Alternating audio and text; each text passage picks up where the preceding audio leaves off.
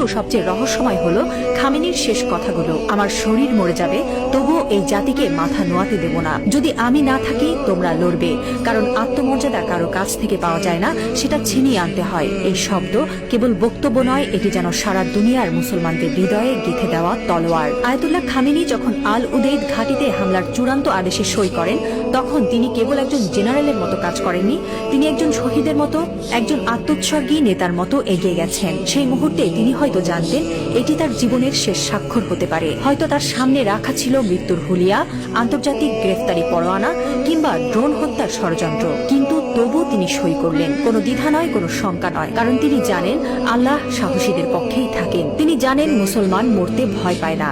যারা আল্লাহর পক্ষে থাকেন তারা জানে মৃত্যু মানেই পরাজয় নয়, বরং আত্মত্যাগী বিজয়ের শুরু। এই একজন মানুষ এখন আর কেবল ইরানের নেতা নন, তিনি হয়ে উঠছেন সারা বিশ্বের মুসলিম উম্মার প্রতীক। একজন বিশ্বাসী, একজন অটল মুজাহিদ, একজন সাহসী পিতার মতো তিনি বলছেন, আমি থাকি বা না থাকি তোমরা লড়বে। হ্যাঁ মুসলিম উম্মাহ, তোমরা মাথা নিচু করো না। লা ইলাহা ইল্লাল্লাহ, আল্লাহ ছাড়া আর কোনো ইলাহ নেই।